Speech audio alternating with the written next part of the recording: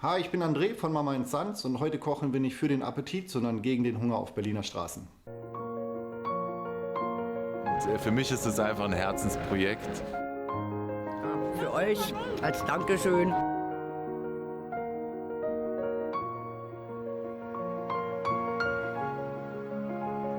Danke.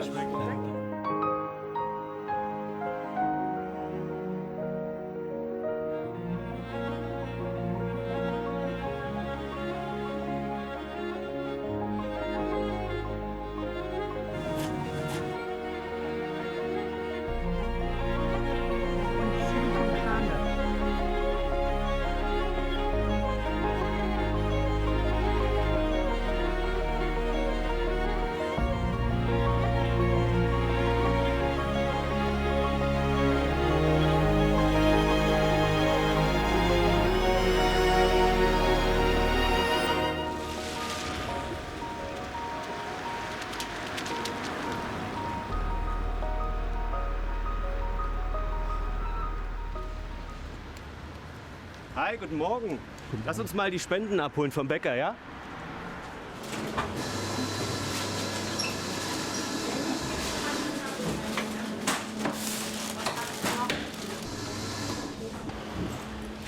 Hi, guten Morgen. Hi, guten Morgen. Das sind die Sachspenden, die wir bekommen vom Bäcker Schnell? Genau. Hi. Genau. Und wir sehen uns dann nächste Woche wieder. Vielen Dank. Dann freuen wir uns, ja? Danke Bis sehr. dann, viel Ciao. Spaß. Tschüss. Tschüss. Machen Sie diese Spenden schon? Also genau für die Jahreszeit kann ich jetzt nicht, also die ganze Jahreszeit kann ich das jetzt nicht sagen, aber wir machen das schon ganz schön lange. Vorher haben wir es für die Tafel gemacht, jetzt machen wir es für Leib und Seele und jetzt machen wir das auch für die Caritas-Stiftung. Also wir freuen uns dafür, ne? Also es gibt sehr viel Elend und wir freuen uns, dass dann wir damit auch helfen können.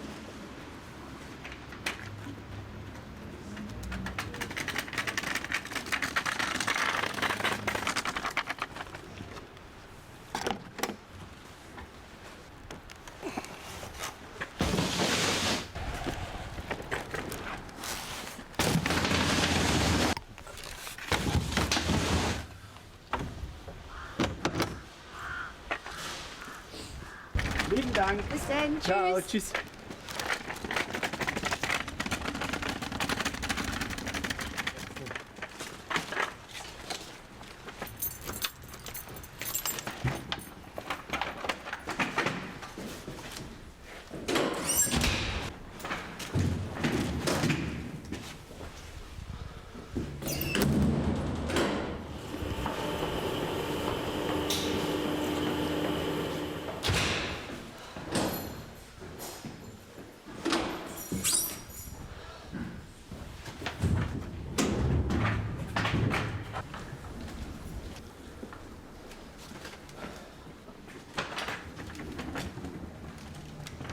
Hey, good morning, Freddy.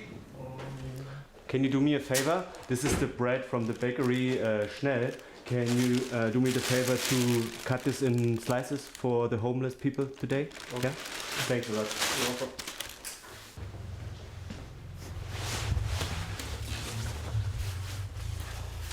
Ich bin Robert, bin knackige 40 Jahre alt und bin hier im Unternehmen, oder vielmehr habe ich in dem Unternehmen als Koch gestartet.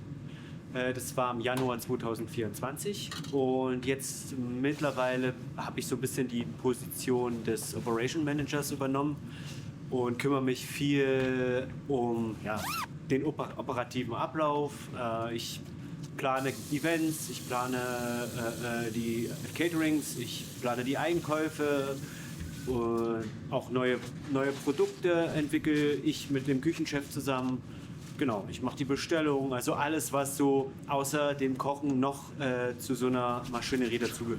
So, und los geht's. Morning, Robert. Morgen. Na? Hi. Also, das sind die Veranstaltungen für nächste Woche. Tatsächlich ist heute nur die Vorbereitung für die Caritas. Genau. Wie lief das Pinsa gestern bei Spielfeld? Das lief super. Wir haben dann noch ein bisschen Tomatensauce über. Die würden wir heute gleich mit verarbeiten. Ein bisschen frischen Salat würden wir auch gleich mit zur Caritas geben. Okay, Ja? super. Ja, super. Hauptsache nicht wegtun. Ja. Alles klar, dann los. Hi, ich bin André von Mama Sons. Wir sind ein Catering-Unternehmen hier aus Berlin. Wir sind seit 2015 am Start. Wir haben 3 Foodtrucks und eine selbst ausgebaute Piaggio Ape, wo man Aperol und Prosecco zapfen kann, aber natürlich auch ganz klassisch Bier. Wir haben einen Fokus auf Live-Cooking, wir machen auch Indoor-Live-Cooking, Streetfood-Kreation, entwickeln immer wieder neue Gerichte, auf die wir gerade Bock haben, machen aber natürlich auch ganz klassisches Catering, Business Lunch und so weiter und so fort. Heute sind wir aber hier, um dir ein Herzensprojekt zu zeigen von uns, das Caritas Foodtruck Projekt. Das haben wir 2020 ins Leben gerufen, während Corona. Da haben die Bahnhofsmissionen und Suppenküchen zugemacht.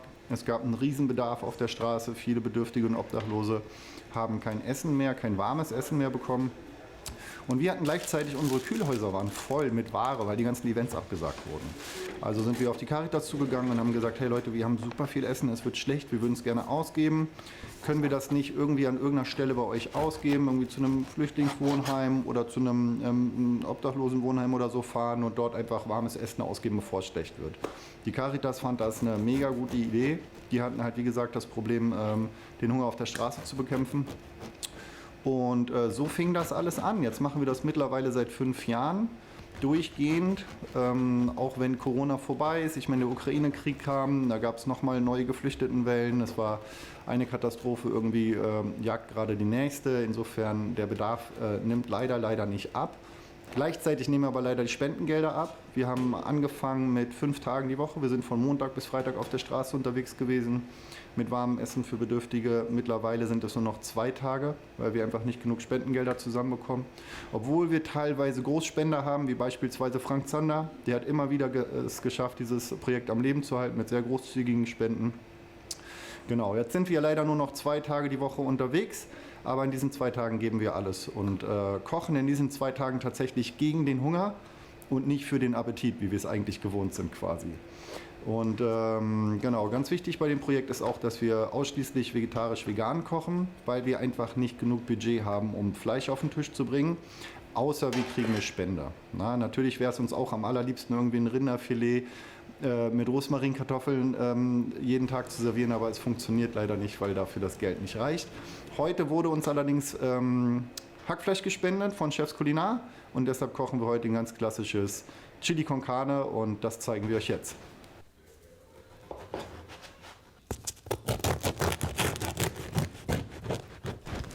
Yeah, Filmstar. Really difficult. Perfect.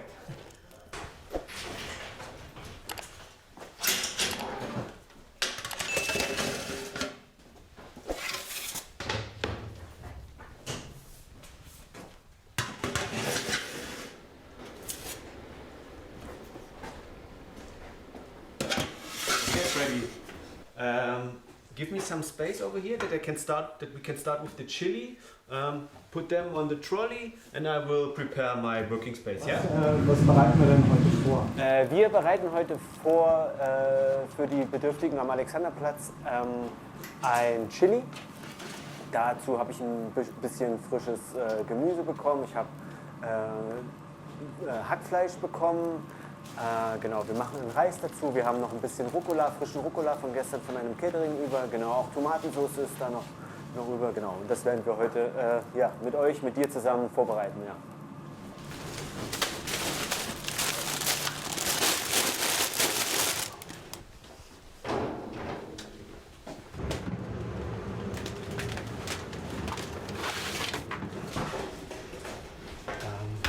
When you finish the bread, can you please peel the onions for me and cut them with the robot slicer, yeah? Oh, perfect. Thank you. Hier haben wir noch ein bisschen von unserer Pinsa-Aktion. Wir hatten gestern ein Catering mit Pinsa, haben wir noch ein bisschen Tomatensauce über. Die, die ist super, die ist aus frischen Tomaten und die werden wir heute mit verwenden, damit die nicht weggeschmissen werden muss. Hier sind auch noch Zwiebelringe von der Pizza gestern. Die nehmen wir auch gleich mit. Passen super ins Chili.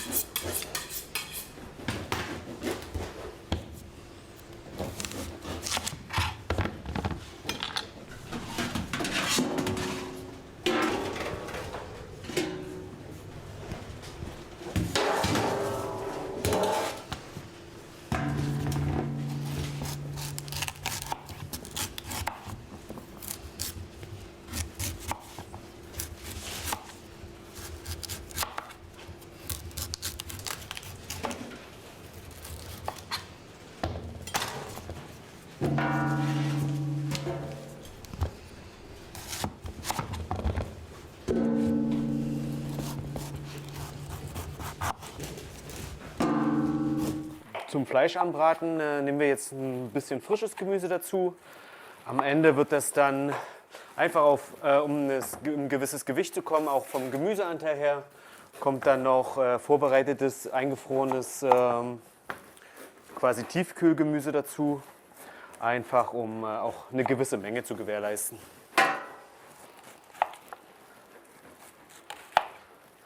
Aus den Schalen werden wir wahrscheinlich noch einen Fond kochen, einen Gemüsefond. Weihnachten steht vor der Tür und da kann man einen guten Fond immer gebrauchen.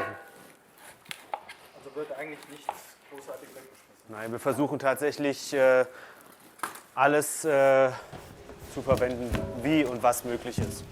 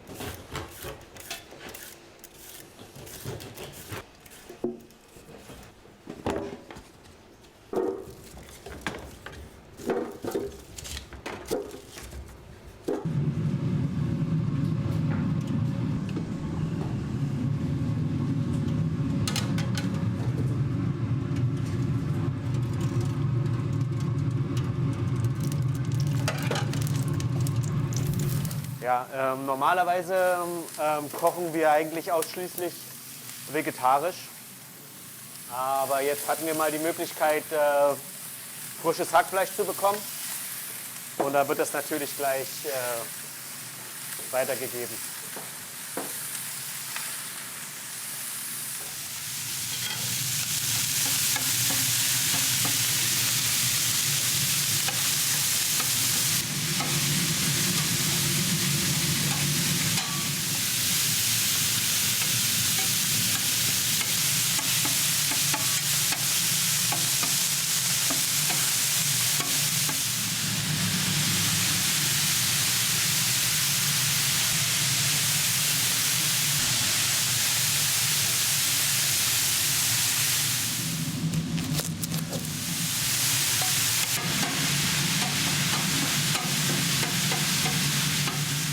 Ist denn Streetfood eigentlich eine Leidenschaft von dir?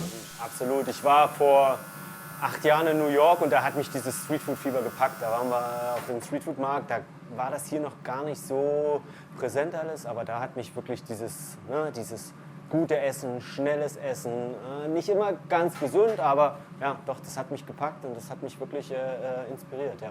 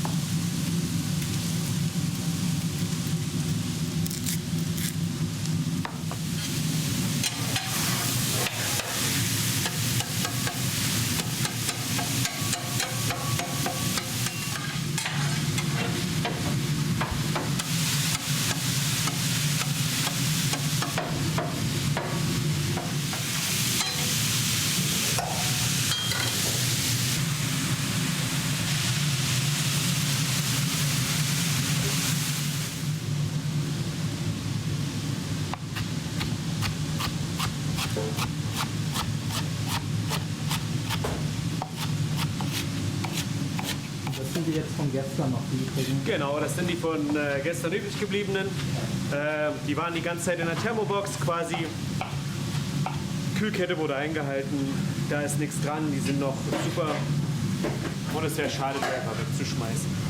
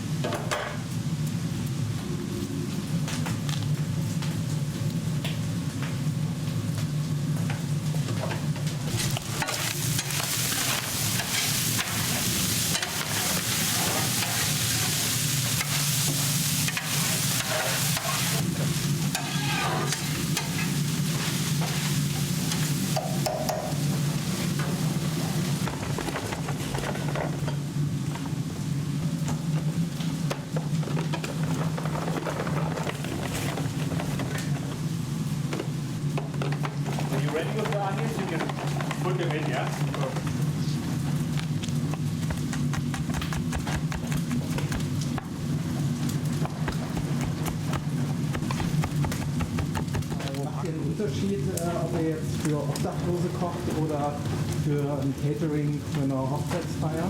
Natürlich nicht. Alleinig der Einsatz der der Rohstoffe unterscheidet sich einfach ein bisschen. Wir müssen bei der Caritas eher auf bereits oder vorbereitete Waren zurückgreifen und bei Hochzeiten kochen wir dann meist, wie jetzt auch in diesem Falle tatsächlich, frisch. Ja, das hat aber ist einfach dem Preis geschuldet, der da sehr limitiert ist. Deswegen, frisches Gemüse, gerade auch in der Vorbereitung und in der Zubereitung, ist natürlich intensiver, bedarf mehr höheren Kosten und deswegen greifen wir auf bereits vorbereitete Waren zurück. Ja, deswegen, jede Spende hilft.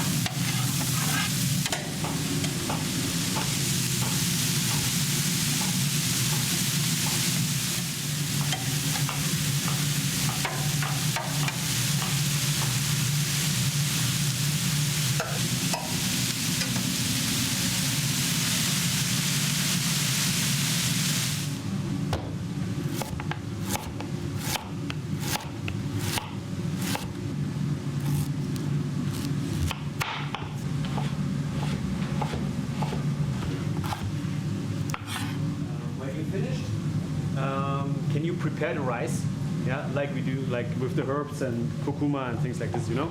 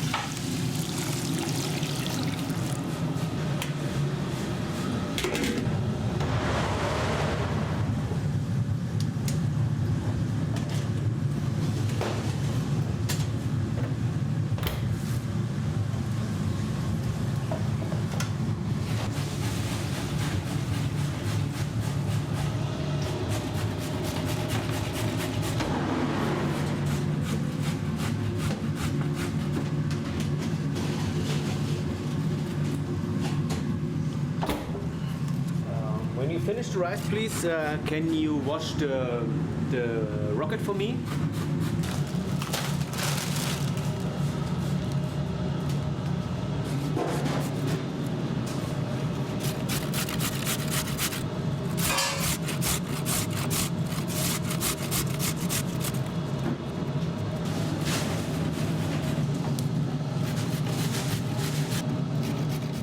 Meditatives, oder? Dass die Möhren raspeln und vielleicht auch noch zuschauen, während ich die Möhren raspel.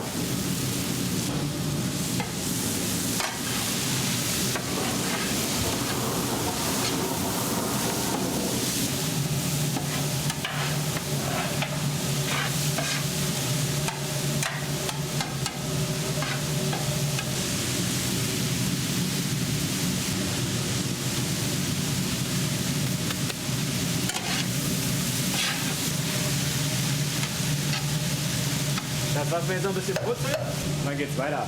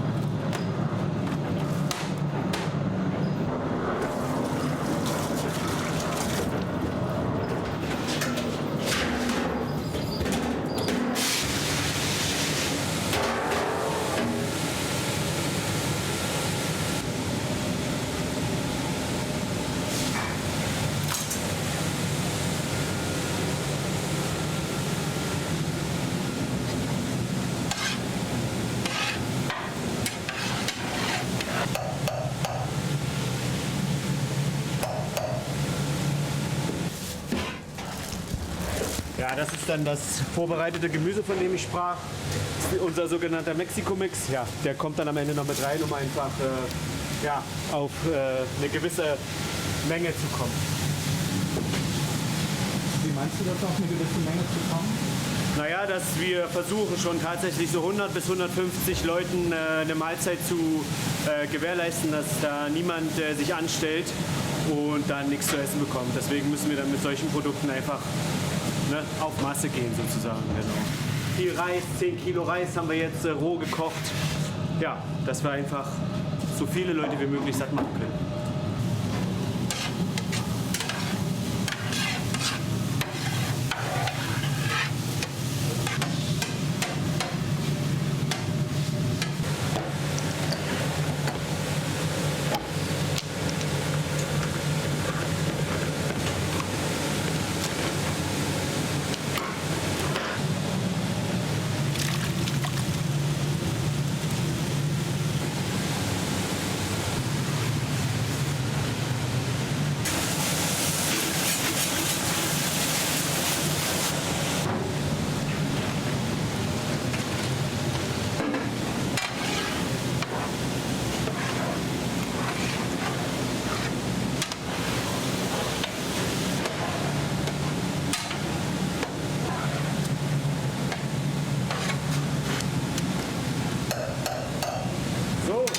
Jetzt noch 3 Liter Wasser.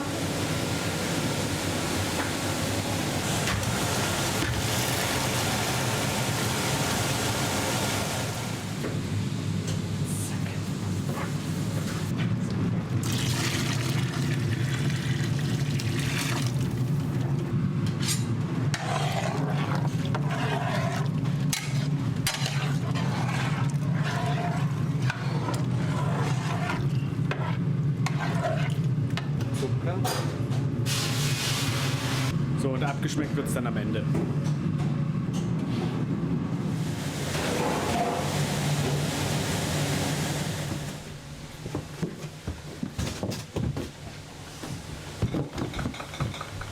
Zu eng hier bei uns.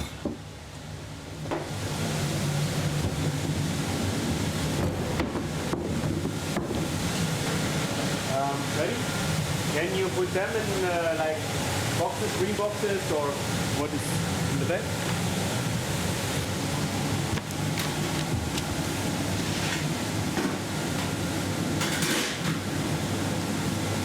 Genau, dass wir wissen, dass die Fahrer dann wissen, was ist in der Box. Und falls dann Parallelausfahrten sind oder Catering parallel, dass da nichts durcheinander kommt. Das kommt hier aus der Thermobox. Zack. Zack. Und jeder weiß Bescheid.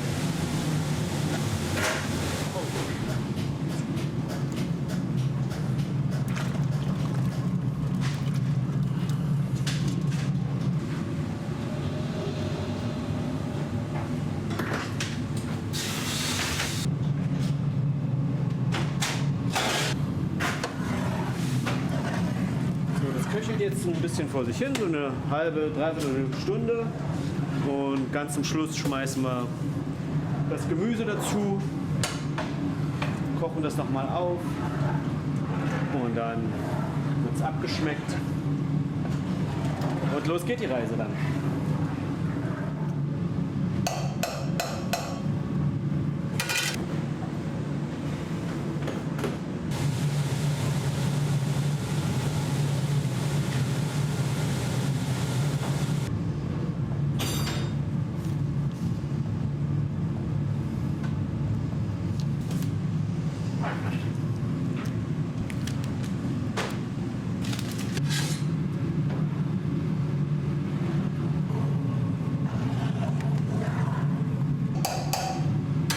Wir kochen für die Obdachlosen oder für die Bedürftigen genauso wie für die Hochzeitsgesellschaft. Wir stecken da unser Herzblut rein, wir stecken da unsere Liebe rein.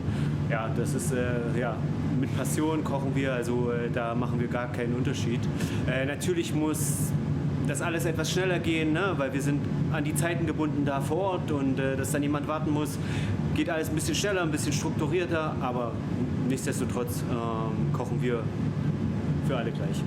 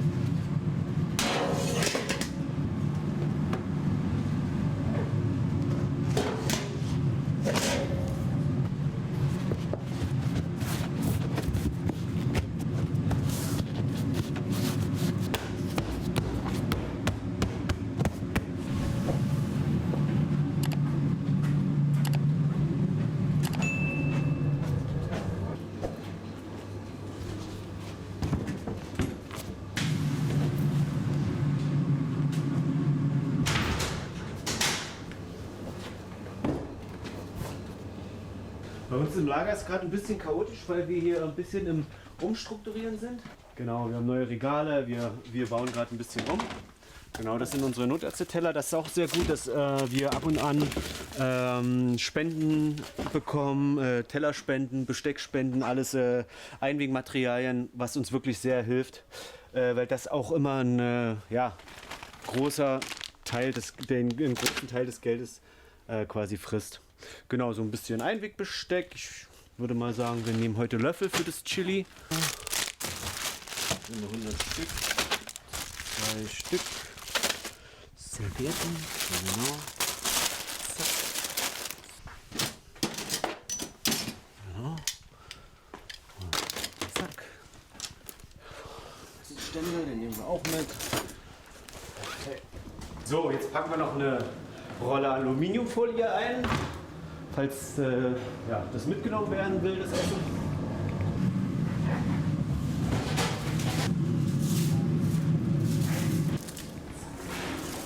So, dann noch und Ausgabebesteck.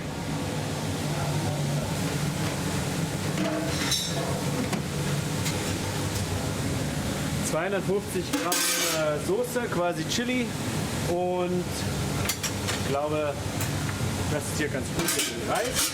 Genau, perfekt.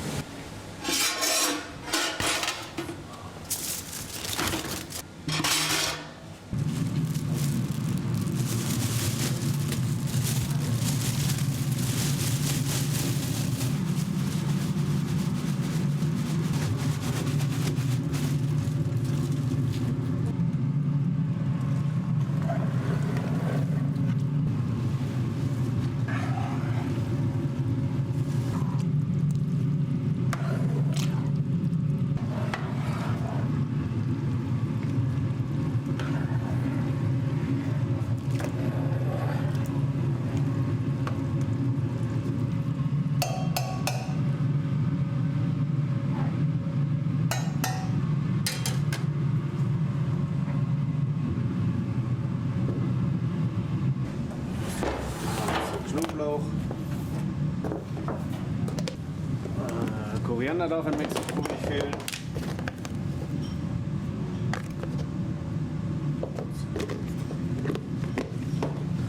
Kumin natürlich auch nicht.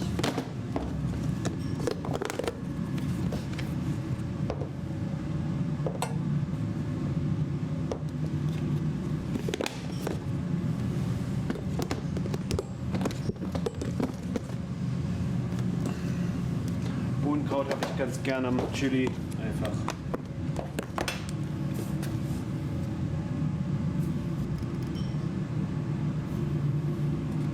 Und noch ein bisschen geräucherte Paprika.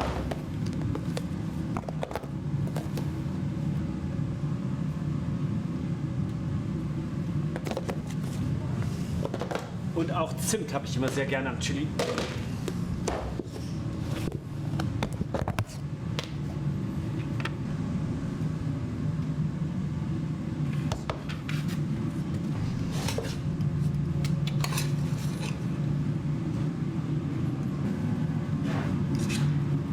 Okay. Einmal aufkochen, ausmachen, Gewürze rein. Ready to roll. Oh, das köchelt. Sehr gut. Sehr gut. Dann mache ich es aus, schmeiß die Gewürze hinterher und dann wird Freddy uns das abfüllen in Thermoboxen. Wie lange dauert das insgesamt? Also wir sind ja jetzt nicht so in einem originalen Chili, aber wir gehen in die Richtung auf jeden Fall. Hier bei uns würde ich sagen, mit Vorbereitung und Zubereitung und Nachbereitung sind wir so bei circa 2 Stunden. Ja. Je nachdem, wie viel Support dann in der Küche noch ist. Genau, so circa 2 Stunden.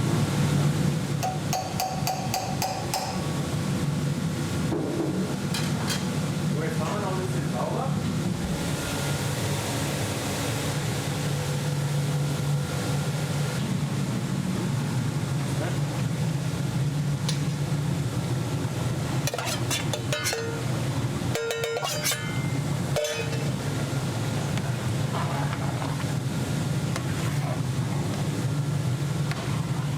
Das riecht doch schon nach Mexiko.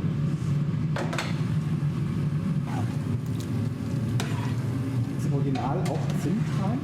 Ja, Zimt, also ich habe da so einige Rezepte studiert und da ist mir aufgefallen, dass immer mal wieder Zimt mit auftaucht. Ja, deswegen ist, ob das jetzt klassisch sein mag, das weiß ich nicht. Ja, aber ja, ich finde das immer eine ziemlich pfiffige Sache dann.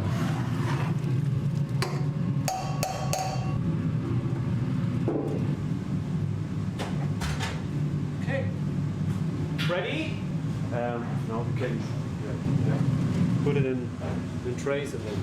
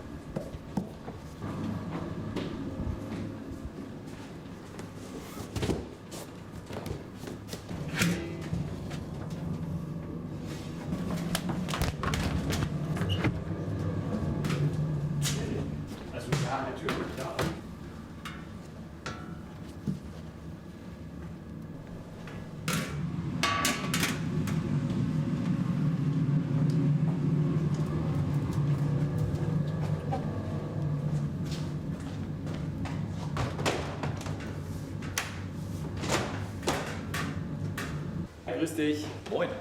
Na? Hier ist schon mal alles vorbereitet für die heutige Caritas-Ausfahrt. Wir haben heute einen Chili, Dazu gibt es einen Gewürzreis. Wir haben von der Bäckerei Schnell Brot von gestern, also vom Vortag, gespendet bekommen. Wir haben noch ein bisschen frischen Rucola von dem Event gestern. Der Equipment ist hier, Schlüssel ist da, wo er immer ist.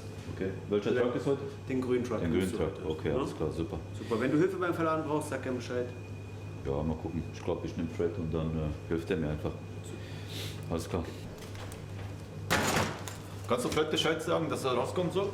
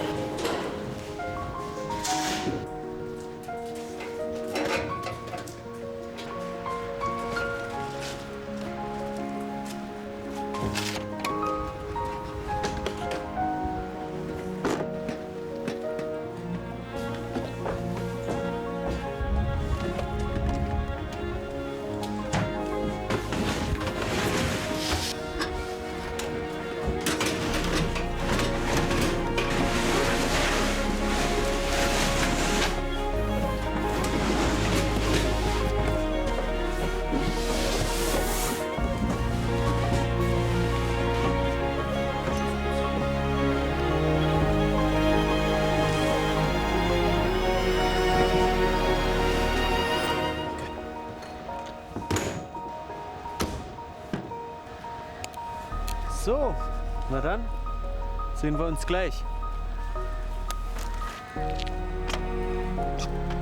Bis gleich, am Alex.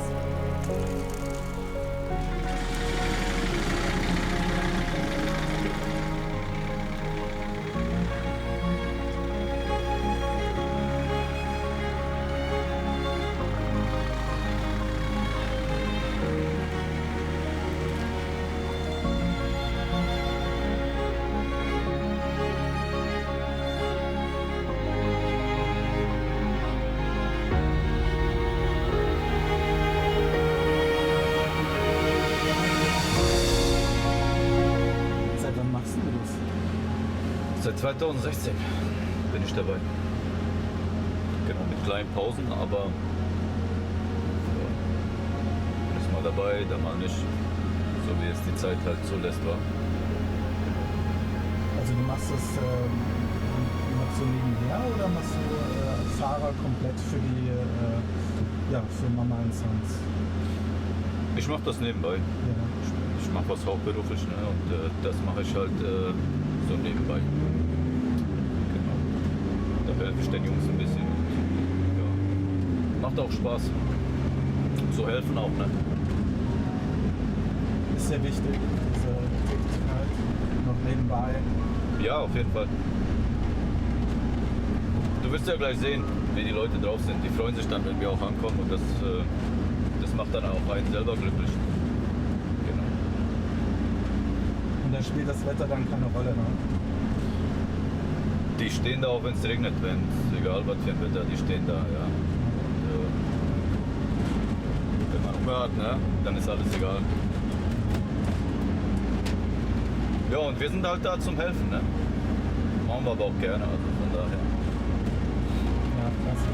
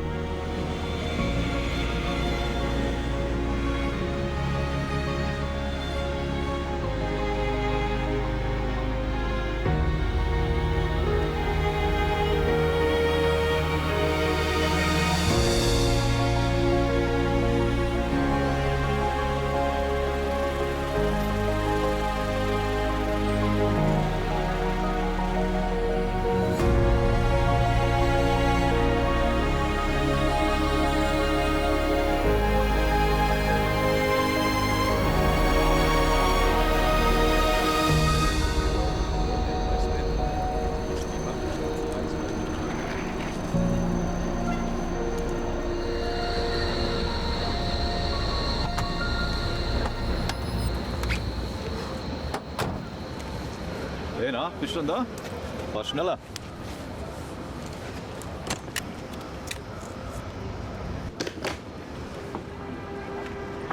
Jetzt der Fahrer, der macht das ja nebenberuflich. Auch. Genau, der macht es nebenberuflich und ja, der opfert sozusagen seine Freizeit dafür, ne, oder seine Zeit mit seinen Kids und so. Und ja, der macht das nebenberuflich als Herzensprojekt sozusagen. Ne? Also muss man mal erwähnen. Ja. Sind da mehrere dabei, die das? Ja, wir haben da mehrere im Team, die das ja, ähnlich machen, genau. Ja. Ja, super. Das mal alles nach oben. Guck mal, Reis, Soße. Genau. Wir legen mal auf die Schalen einfach noch eine Scheibe dazu, ja? Genau. Okay. Soße. Okay. Soße. Das ist unser Bäcker. So, dann kann gleich losgehen. Stehen schon, wa? Mhm. Stehen. Gibst du noch so ein paar Teilchen hoch? Dann Genau. Du bist zuständig für sowas, ja? Ja. Auch? Ja. Mach einfach oben. Und dann Ja. einfach geben, jetzt nicht fragen.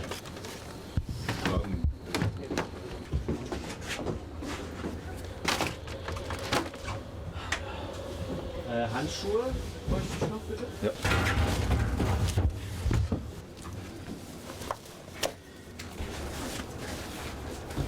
So.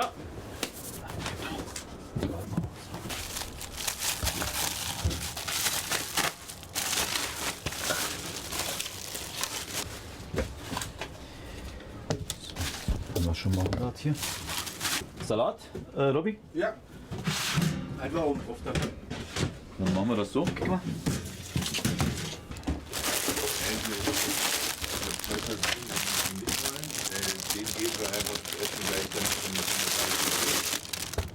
Du bist für Servietten zuständig? Ja.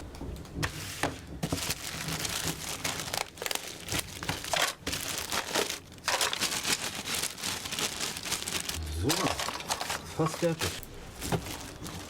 Hier haben wir Brot. Na dann, Klappe auf und los geht's.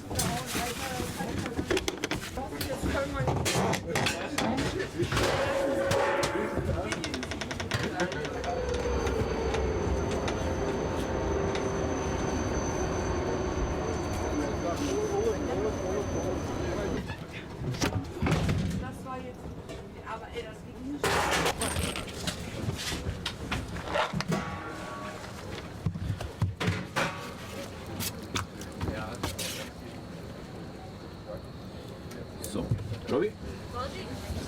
Bisschen Salat drauf? Ja.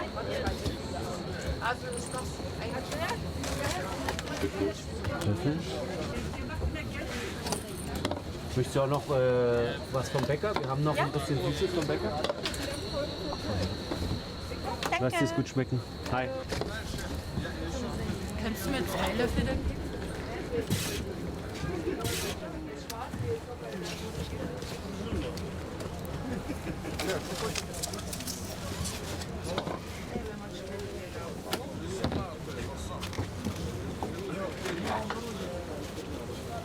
Lass dir schmecken, ja?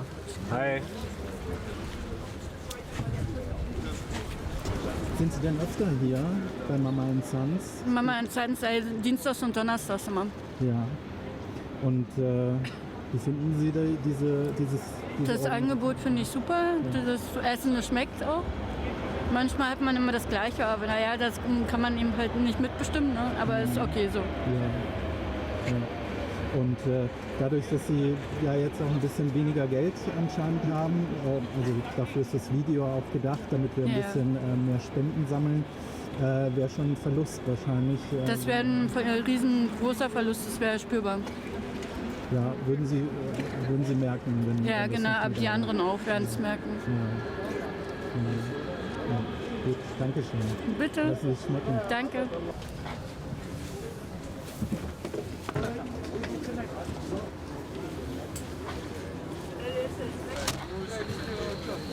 Guten Appetit, ja? Lass dir schmecken. Hi.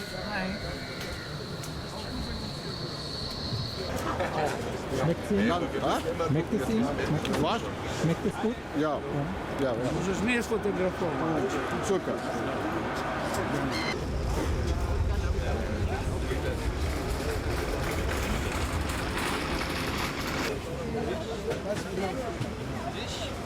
Dankeschön, gibt's die im Runde? Ja, natürlich, ich muss ihm ja sowieso helfen. Lass mich her. Mach mal bitte Platz und stellst dich wieder im Weg. Wir können doch gar nicht weg.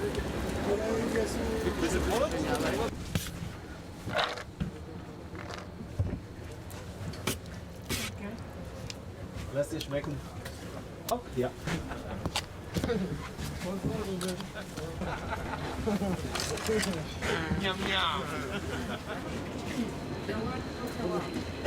Guck mal her, erstmal das. Machst du ein Stück Kuchen auch? Ja, bitte. Hier so ein Schweineohr, oder? Danke. Lass dir schmecken. Danke. Alles her? Ich gehe schon mal zum Platz.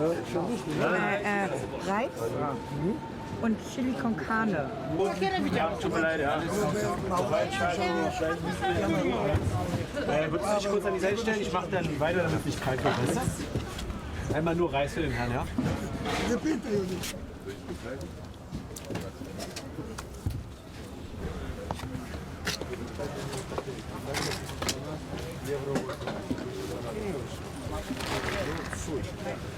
Lass dich schmecken. Hi!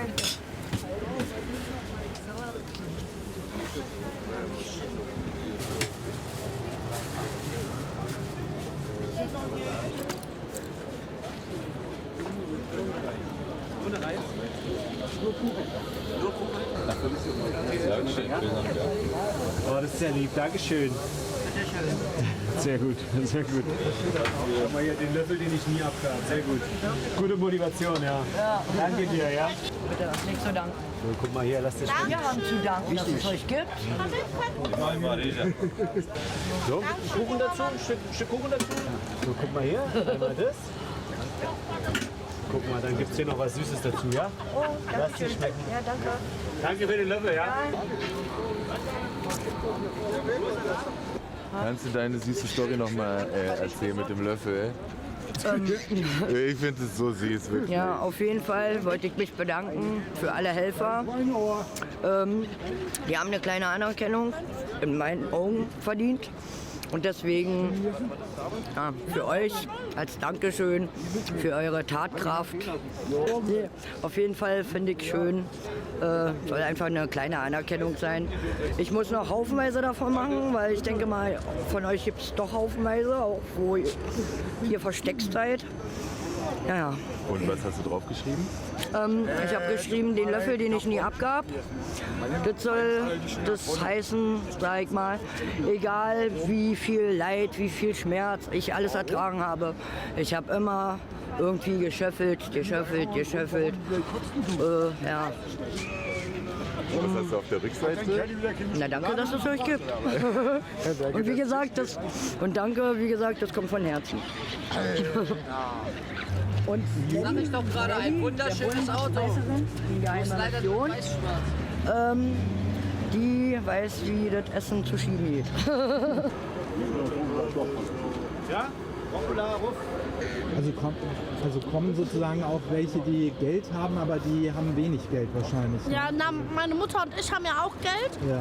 Aber auch wenn wir so, sag ich mal, ein bisschen weniger Geld haben, dann kommen wir halt auch her, weil wir das meistens mehr so für die Tiere halt ausgeben. Ja. Ey, gern. Das freut mich. Lass dir noch schmecken. Gib mir mal. Zack. Ohne Brot. Ohne Brot, jawohl. Willst du was Süßes dazu? Was Süße nehme ich gerne. Na jo. Vielen Dank, lass dir schmecken. Gell? Danke. Hi. Lass dir schmecken. Ich will bloß einen Pfefferkuchen und 2 Scheiben Brot. Willst du noch welche haben, mein Lieber? Wenn ich eine mit und Schnecke oder Die Schnecke hier so eine. Hi, ich bin Alex. Ich arbeite bei der Caritas. Ich bin Projektkoordinator für das Foodtruck-Projekt, was wir zusammen mit Mama and Sons ins Leben gerufen haben. Und für mich ist es einfach ein Herzensprojekt. Es tut total gut, für Menschen in Not da zu sein und einfach zu sehen, wie sich Menschen freuen, wenn sie dann auch was Warmes zu essen im Magen haben.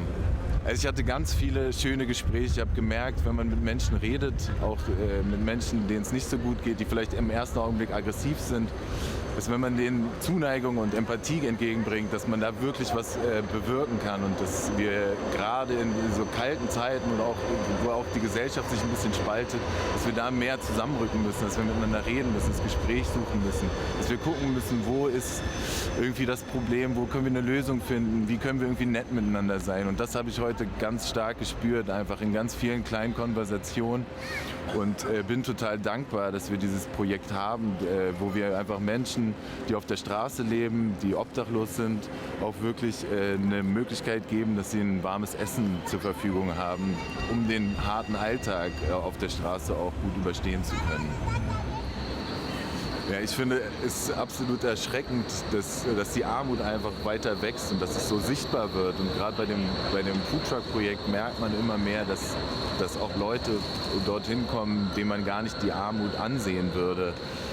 Also das sind wirklich erschreckende Entwicklungen, wo wir einfach irgendwie gucken müssen, dass wir als Gesellschaft dagegen wirken, dass wir was tun, dass wir gemeinsam füreinander da sind. Genau das sind die wichtigen Punkte, die wir da angehen müssen, weil es ist wirklich schade, wenn die Gesellschaft sich spaltet und wenn es Arm und Reich noch größer wird, diese Schere dazwischen und wir dann zum Schluss dastehen und gar nicht mehr wissen, mit wem können wir denn eine gute Zeit verbringen oder können hier das Leben gut gestalten, ne? Weil das wird ja immer intensiver. Aber ich bin hoffnungsvoll und positiv immer gestimmt in meinem Leben. Deshalb bin ich mir sicher, dass wir gemeinsam daran arbeiten können, ne? Dass wir uns da einfach wieder rauskämpfen, dass wir sagen, wir haben tolle Projekte, wir müssen diese Projekte weitermachen, wir müssen füreinander da sein, wir müssen empathisch auf Menschen zugehen. Wir dürfen vielleicht auch einfach nicht wegschauen, wir müssen hingucken und vielleicht auch ansprechen oder jetzt ganz klassisch in der Kältehilfesaison, ne? Jetzt ist es kalt, die Menschen sind vielleicht irgendwie kurz vorm Erfrieren. Wenn man da was sieht, dass man auf die Menschen zugeht, sagt, hey, wie kann ich dir helfen? Einfach ganz offen miteinander ist, um dem entgegenzuwirken, was das für ein Trend gerade ist, der uns in der Gesellschaft widerfährt. Also, ne, es ist kalt draußen, es wird immer kälter draußen. Ich merke das selber, ich stehe jetzt hier seit 2 Stunden. Ich habe 2 Paar Socken an, ich habe lange Unterhosen an drunter, aber einfach diese Kälte, die kriecht in dich rein. Und es ist so unglaublich, ne? Ich kann jetzt nach so einem Tag am Foodtruck, kann ich nach Hause gehen, in mein warmes Zuhause. Und ich frage mich dann immer, was machen die Menschen, die dann tatsächlich auf der Straße leben? Die müssen den Tag irgendwie überstehen. Und ich bin aber sehr glücklich darüber, dass wir mit dieser warmen, gesunden Mahlzeit die Möglichkeit bieten, dass sie diesen Alltag irgendwie ein bisschen besser hinbekommen und sich somit halt auch einfach schaffen, den Tag zu überstehen oder den schweren Alltag zu überstehen.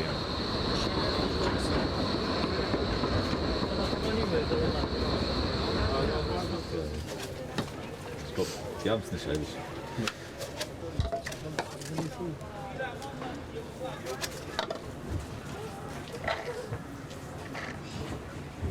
Hast du schon mal ein Stück Brot? Ja, nehme ich auch. Guck mal hier, gebe ich dir schon mal die Hand.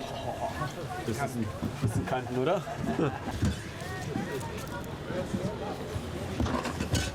So, Finale. Ja, schönen Dank, ja. Ja, bitte nicht filmen, ja?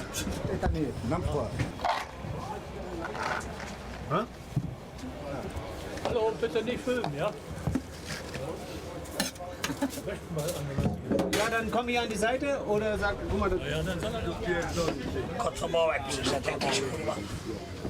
Das kommt schon mal. Ziemlich auf Kurwa. Hier? Dziękuję. Kommen Sie öfters hierher?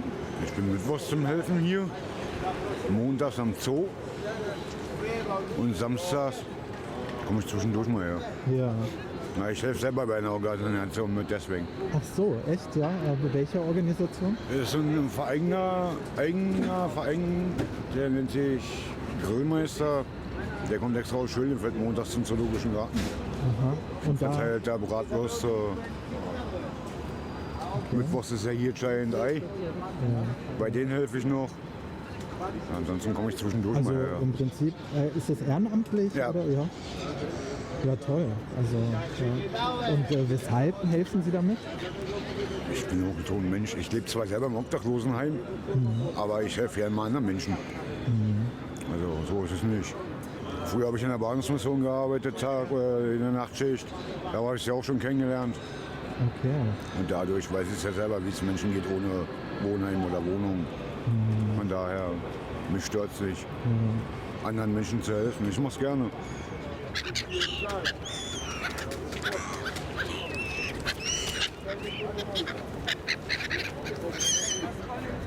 Ja, musst du ein bisschen abrollen, glaube ich. 15,45, genau. Roddy, das ist jetzt das letzte hier, was jetzt ankommt, ja? Kriegst du sofort. Bitte raus mit dem Salat, ja.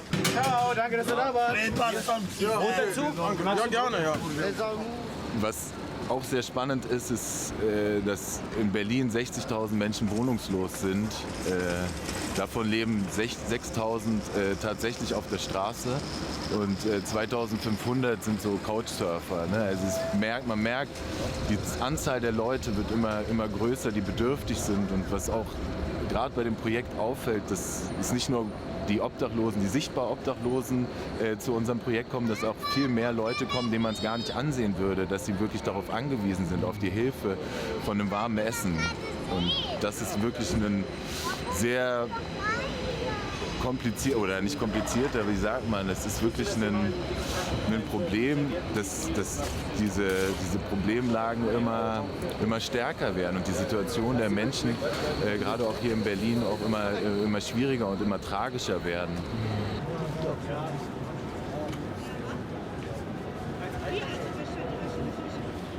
Hier, so mal für dich. Danke. Kuchen dazu? Wollt ihr Kuchen? Kuchen, ja, bitte. Mal hier, gebe ich euch.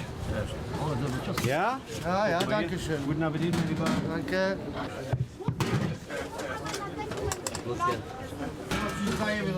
Ja. Haydi.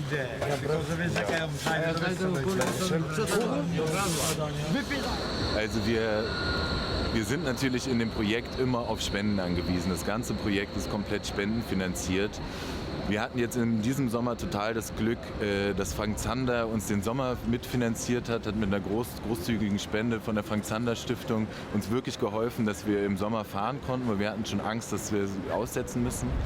Genau, ansonsten gibt es ganz viele Menschen in der Bevölkerung, die mitmachen. Wir hatten total das Glück, dass die Blue Man Group für uns Spenden gesammelt hat, was uns immer noch so unglaublich erfreut.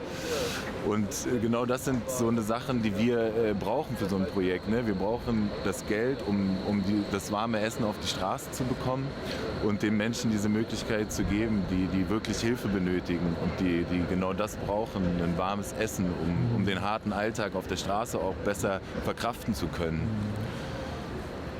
Genau, ansonsten hatten wir auch schon unglaubliche Erlebnisse mit unserem Foodtruck-Projekt, dass der Bundespräsident im Truck Essen ausgegeben hat oder auch die Blue Man Group, die da war und mit uns Spenden gesammelt hat.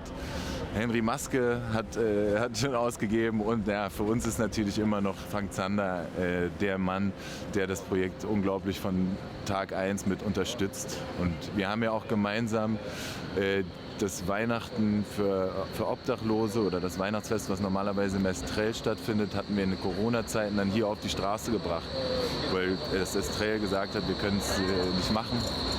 Und das war natürlich total unglaublich, ne? Wie wir hier 300 bis 400 Leute hatten. Die Schlange ging letztendlich einmal quer über den Alex. Und es waren Bilder, die wirklich das Herz erwärmt haben, ne? Weil so viel Freude auch da war und so viel Magie dann in der Luft lag im Helfen. Also manchmal ist es einfach wichtig, dass wir zusammenhalten und uns gegenseitig unterstützen. Und das ist halt auch ein Ding, was wir mit dem Foodtruck auch zeigen wollen. Wir wollen sichtbar in der Stadt sein, wir wollen zeigen, wir sind für Menschen da, alle sind uns wichtig, wir wollen alle mitnehmen und wir wollen das Angebot natürlich auch weiter auf die Straße bringen. Da sind natürlich Spenden so das Ein und Alles. Und wir freuen uns natürlich über jeden kleinen Betrag, der uns hilft, das Projekt weiter durchzuziehen und auch im nächsten Jahr weiterzumachen. Ich verstehe nicht.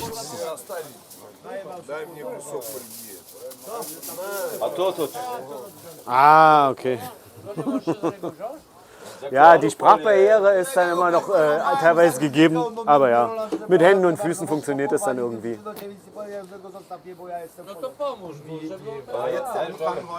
Ja, aber also wir haben jetzt, Elvis hat mir gesagt, wir haben hier ziemlich viel heute rausschicken können. Also wir konnten, du siehst ja, wir haben auch noch ein bisschen was über, das werden wir jetzt noch verteilen für die Leute, die hier rumstehen quasi. Die kriegen jetzt noch die Reste und dann, ja, einpacken, ab nach Hause. Also muss ich auch sagen, das macht ja Elvis, normalerweise macht Elvis das alleine. Ich bin heute tatsächlich nur zur Unterstützung da und deswegen nochmal großen Respekt auch an meinen lieben Tommy. Du kennst wahrscheinlich auch einige schon. Ich kenne 70% von den meisten, ja, klar. Man kennt sich, man grüßt sich, man quatscht auch ein bisschen. Jetzt wegen der Kamera waren die ein bisschen scheu, ist normal. Das ist eine unangenehme Situation für die Menschen, ja. Mit Kamera, man sieht die da, filmt die, aber ja, das ist halt so, gehört dazu. So ist das. Und die meisten kommen, sind das sozusagen, die meisten kommen schon wirklich von der Straße, ne? Also nicht alle. Nicht alle. Nee. Also es hat sich geändert. Also es gibt, wir haben sehr viele Rentner, ne, die herkommen und dann ihr Essen abholen. Wir haben auch Studenten hier, die sagen dann, wir haben über Facebook gehört, gelesen, dass ihr hier ausgibt. Da sage ich ja. Dann fragen die, welche Tage. Also es ist nicht mehr nur Obdachlose, es ist wirklich auch so, dass jetzt Leute, die mitten im Leben stehen, ne, arbeiten und die hier dann ihr Essen abholen. Ja, so ist das. Hat sich geändert über die Jahre jetzt? Aber ganz dolle, ja, auf jeden Fall. So ist das. Aber wir sind da und ja, mein Gott, wir versuchen so viel wie möglich auszugeben und das Beste draus zu machen aus der Situation. Ne? Willst du noch einen Kuchen? Was? Stück Kuchen? Ich weiß nicht, was Sie aus dem Bericht dann machen, ja. Nee, möchten Sie ein Stück Kuchen? Ja, gerne. Ja, so bin ich. Salat? Okay, für ihn ohne Salat. Das ist jetzt das letzte Essen ausgegeben. Genau, wir haben jetzt das letzte Essen rausgegeben. Wir haben jetzt noch ein bisschen süß, ein bisschen Kuchen noch rüber. Ja, aber ansonsten ist alles raus, ja. Der Caritas Food Truck ist für mich wirklich ein Herzensprojekt und wir sind da wirklich auf Spenden angewiesen. Wir würden uns riesig freuen, wenn ihr unser Projekt unterstützt, wenn ihr mithelft, wenn ihr in dem Link unten spenden würdet. Und für jede Spende sind wir unendlich dankbar und hoffen, dass es euch gut geht.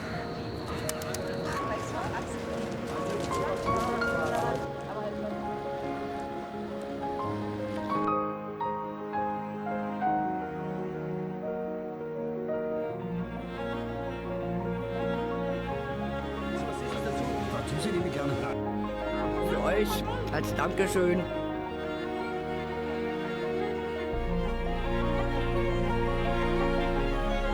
Danke.